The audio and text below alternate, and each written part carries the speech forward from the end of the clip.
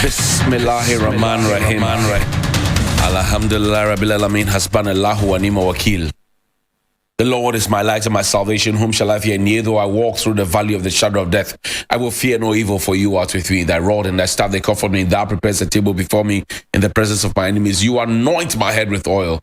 My cup overflows, and surely goodness and mercy shall follow me all the days of my life, and I will dwell in the house of the Lord forever and ever. Amen. Assalamu alaikum. Welcome to Johnny's Bar. Thanks to SONA Fashions for my outfit this morning. This morning, I want to talk to you about a very important conversation, because yesterday, the president, in accordance with the 1992 Constitution, fulfilled his constitutional mandate to speak to us and give us a message on the state of the nation. In this constitution, where the president draws his powers, where all ministers and other government officials draw their power, it gives the president the mandate and duty to protect all of us. Yesterday, the president pretended as if whatever is happening in Ashaman, as commander-in-chief of the Ghana Armed Forces, as the human rights lawyer that he touted himself to be, and he has been acknowledged for that, and as also the leader of the chairman of the National Security Council.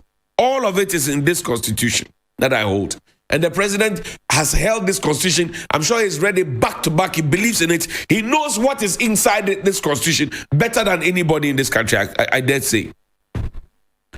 Yesterday, our president pretended as if the situation in Ashaman, where the military high command has confirmed that they issued that caveat and the order for the soldiers to go there to do whatever they did. The president pretended as if he didn't know anything about it.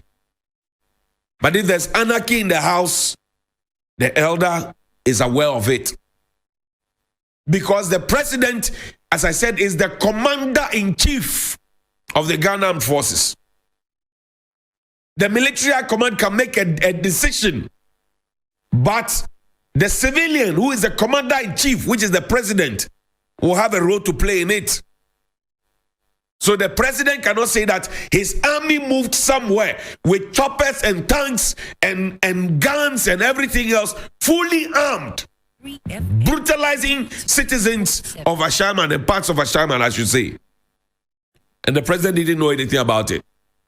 And I'm raising this question because the life of Trooper Imoru Sharif, who will be buried today, he made a comment about Major Maxwell Mahama, even gave him a posthumous rank. Was the captain made a major. Now, why I'm raising this question is that the day before, the Minister for Health had convened a press conference after he failed to appear before Parliament last week.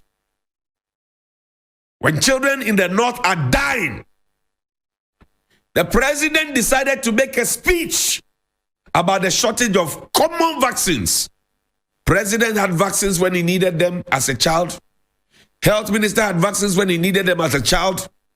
My colleague Kojo Nkrumah, who organized the press conference, had vaccines when he needed them as a child.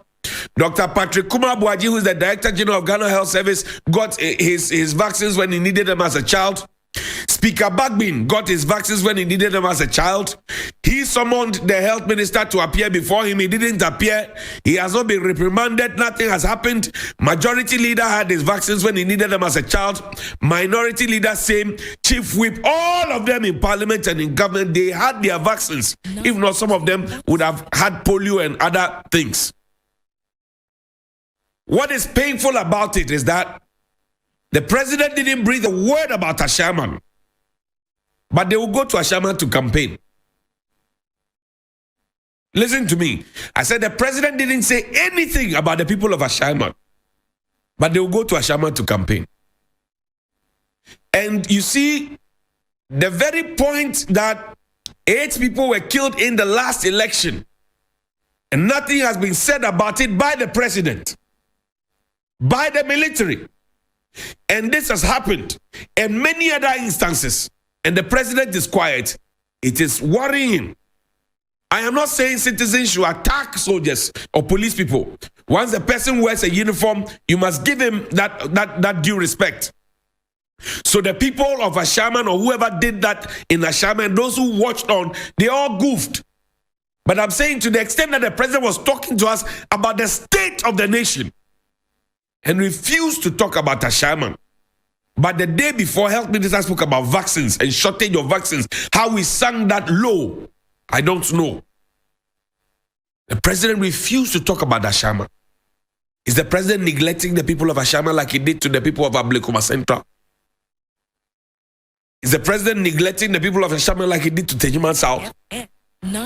Is the president neglecting the people of Ashaman like he did to the people in Keta, Angloga, and all those places, the tidal waves?